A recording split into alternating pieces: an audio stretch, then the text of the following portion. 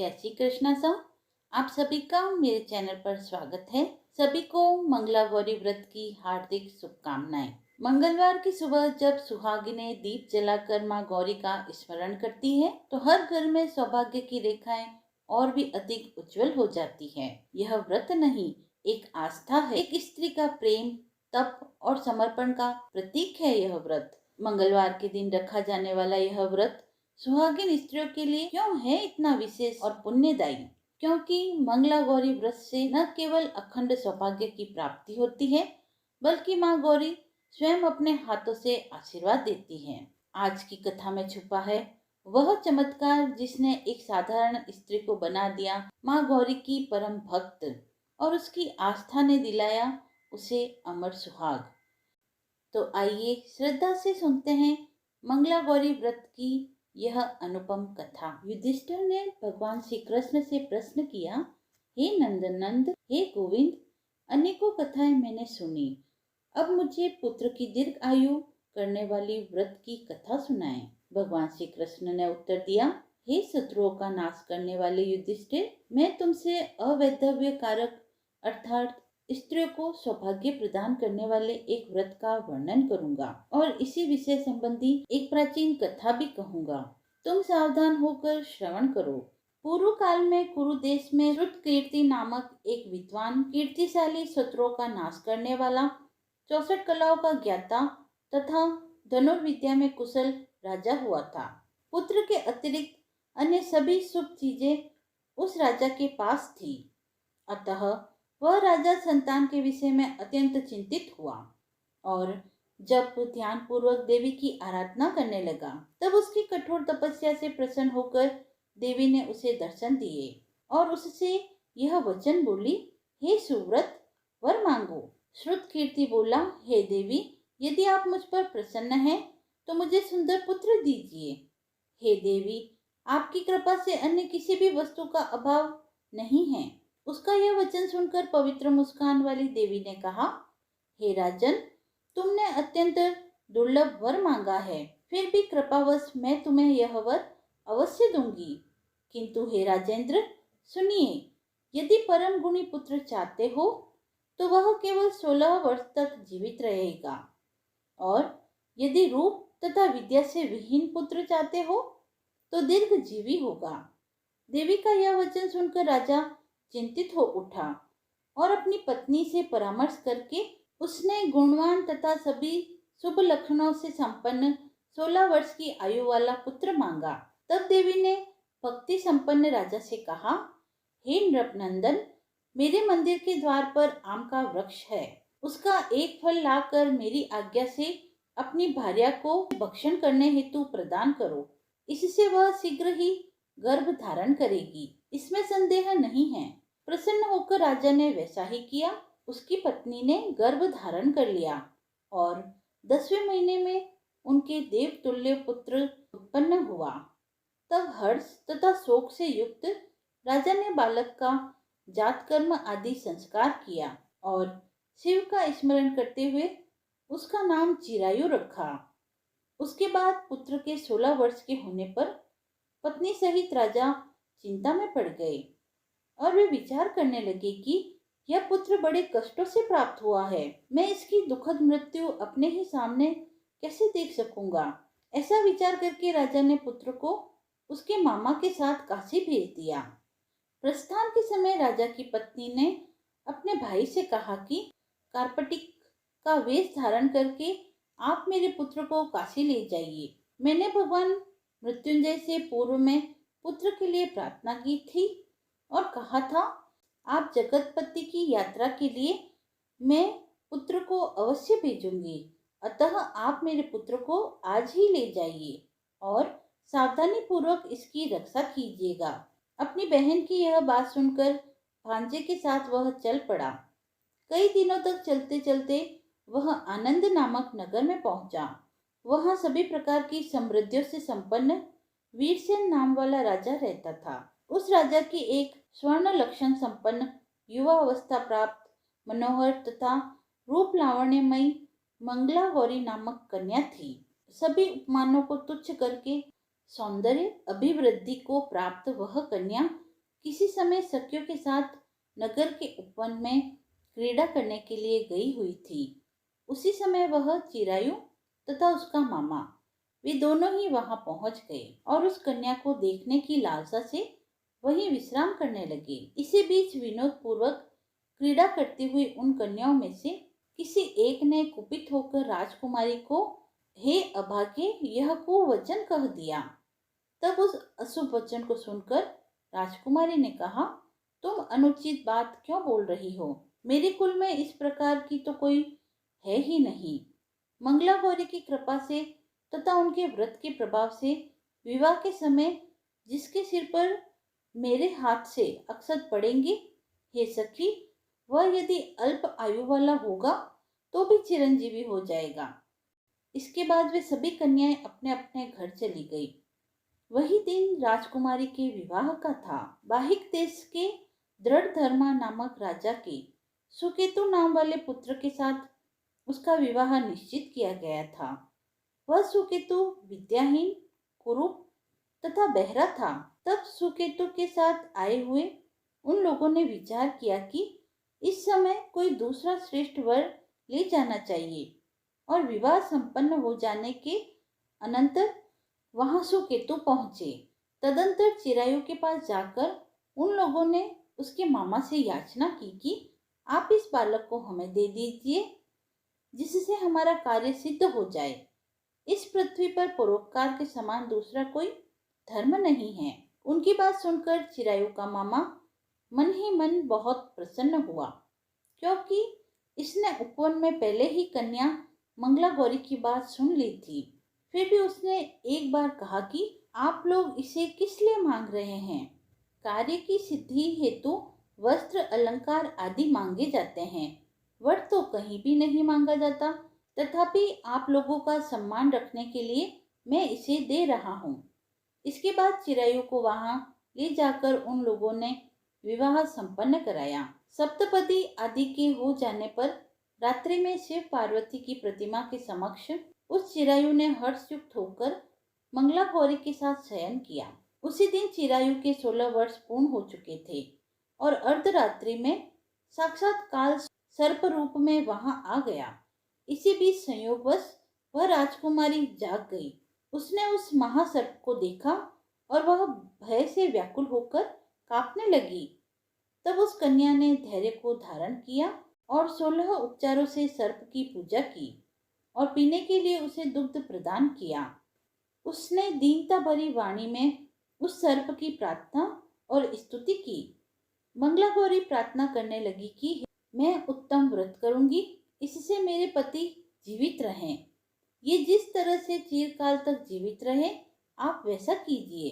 इतने में सर्प वहां स्थित एक कमंडल में प्रवेश कर गया और उस मंगला गौरी ने अपनी कंचुकी से उस कमंडल का मुंह बांध दिया। इसी बीच उसका पति अंगड़ाई लेकर जगा और उसने अपनी पत्नी से बोला, हे प्रिय, मुझे भूख लगी है। तब अपनी माता के पास जाकर खीर, लड्डू आदि ले आई और उसके द्वारा प्रदत्त भोज्य पदार्थ को उसने प्रसन्न मन होकर खाया। भोजन के पश्चात हाथ धोते समय उसके हाथ से अंगूठी गिर पड़ी। तांबूल खाकर वह पुनः सो गया। इसके बाद मंगला गौरी कमंडल को फेंकने के लिए जाने लगी। विधि की कैसी गति है कि उस कमंडल में से बाहर की ओर जगमग करती हुई हार कांति को देखकर वह आश्चर्यचकित हो गई। घट में स्थित उस हार को उसने अपने कंठ में धारण कर लिया। इसके बाद कुछ रात शेष रहते ही चिरायु का मामा आकर उसे ले गया। उसके बाद वर पक्ष के लोग सुकेतु को वहां ले आए। उसे देखकर मंगला गौरी ने कहा कि यह मेरा पति नहीं है। तब उन सभी ने उससे कहा, हे सुबे, तुम यह क्या बोल रही हो? यहाँ तुम्हारा कोई परिचायक हो तो उसे हम लोगों को बताओ। मंगला गौरी बोली, जिसने रात्रि में 9 रत्नों से बनी अंगूठी दी है उसकी अंगुली में इसे डालकर निशानी देख लें। मेरे पति ने रात्रि में मुझे जो हार दिया था उसके रत्नों का समुदाय कैसा है, इस बात को यह बतलाए। यह तो कोई अन्य ही है। इसके अतिरिक्त रात्रि में आम सींचते समय उनका पैर कुमकुम से लिप्त हो गया था, उसे आप लोग शीघ्र देख लें। साथ ही रात में परस्पर भाषण तथा भोजन आदि में जो कुछ किया गया था उसे यह बतला दे, तब यह निश्चय होगा कि यह मेरा पति है। इस प्रकार उसका यह वचन सुनकर सभी कहने लगे, ठीक है, ठीक है। किंतु जब एक भी बात न मिली तब सभी ने सुकेतु को उसका पति होने से निषिद्ध कर दिया और वे वर पक्ष वाले जिस तरह आए थे उसी तरह लौट गए। तत्पश्चात अपने वंश को बढ़ाने वाले महान यश से संपन्न तथा परम मनस्वी मंगला गौरी के पिता ने अन्न पान आदि का सत्र चलाया। उन्होंने वर पक्ष का वृत्तांत कानों कान सुन लिया कि स्वरूप से कुरूप होने के कारण लोगों के द्वारा किसी अन्य को वर के रूप में आदर पूर्वक लाया गया था। तब उन्होंने अपनी कन्या को पर्दे के भीतर बैठा दिया। इसी प्रकार 1 वर्ष बीतने पर यात्रा करके वह अपने मामा के साथ यह देखने के लिए आया कि विवाह के पश्चात वहां क्या हुआ। तब उसे गवाक्ष के भीतर से देखकर वह मंगला गौरी अत्यंत प्रसन्न हुई और माता पिता से बोली कि मेरे पति आ गए हैं। तब राजा ने अपने परिजनों को बुलवाकर पूर्व में कहे गए सभी परिचायकों अर्थात निशानियों को देखकर मंद मुस्कान वाली अपनी कन्या चिरायु को सौंप दी। राजा ने शिष्टजनों को साथ लेकर विवाह का उत्सव कराया। इसके बाद राजा वीरसेन ने वस्त्र आभूषण आदि सेना, घोड़े, हाथी, रथ और अन्य भी बहुत सी सामग्री देकर अपनी पुत्री को विदा किया। इसके बाद अपने कुल को आनंदित करने वाला वह चिरायु पत्नी मामा को साथ लेकर सेना के साथ अपने नगर पहुंचा। तब लोगों के मुख से उसे आया हुआ सुनकर उसके माता पिता को विश्वास नहीं हुआ। उन्होंने सोचा कि प्रारब्ध अन्यथा कैसे हो सकता है। इतने में वह अपने माता पिता के पास आ गया और स्नेह से परिपूर्ण वह चिरायु भक्ति पूर्वक उनके चरणों पर गिर पड़ा। तब उस पुत्र का मस्तक सुनकर उन दोनों ने परम आनंद प्राप्त किया। पुत्रवधू मंगला गौरी ने भी सास ससुर को प्रणाम किया। तब सास उसे अपनी गोद में बैठाकर सारा वृत्तांत शीघ्रता पूर्वक पूछने लगी। तब पुत्रवधू ने भी मंगला गौरी के उत्तम व्रत महात्म्य तथा जो कुछ घटित हुआ था वह सारा वृत्तांत कह सुनाया। श्री कृष्ण जी ने कहा, हे धर्मराज युधिष्ठिर, इस कारण स्त्रियों को यह व्रत सदैव करना चाहिए। युधिष्ठिर जी बोले, हे कृष्ण, व्रत का फल मैंने सुना, अब आप इसकी विधि बतलाइए। श्री कृष्ण बोले, श्रावण मास के प्रत्येक मंगलवार के दिन गौरी की पूजा और व्रत को किया जाता है। मंगलवार को किए जाने के कारण ही इस व्रत को मंगला गौरी व्रत कहते हैं। नित्य कर्मों से निवृत्त होकर स्वच्छ सुंदर वस्त्र धारण कर चौकी पर लाल एवं सफेद वस्त्र बिछाएं। सफेद वस्त्र पर 9 ढेरी चावल और लाल वस्त्र पर 16 ढेरी गेहूं की बनाकर थोड़े से चावल और रखकर उस पर गणेश जी को विराजित करें। पाटी पर एक और गेहूं की छोटी सी ढेरी बनाकर उस पर जल कलश रखें जिसमें आम की पत्तियां डालें। फिर आटे का 4 मुखी दीपक बनावें और 16 धूप बत्ती जलावें और पूजा का संकल्प लें। सर्वप्रथम पूजने श्री गणेश जी की पूजा 16 उपचार विधि से कर पंचामृत, जनेऊ, चंदन, रोली, मौली, सिंदूर, सुपारी, लौंग, पान, चावल, पुष्प, इलायची, मिष्ठान, बिल्वपत्र, फल, नैवेद्य, दक्षिणा आदि द्वारा पूजा को संपन्न करें और आरती करें।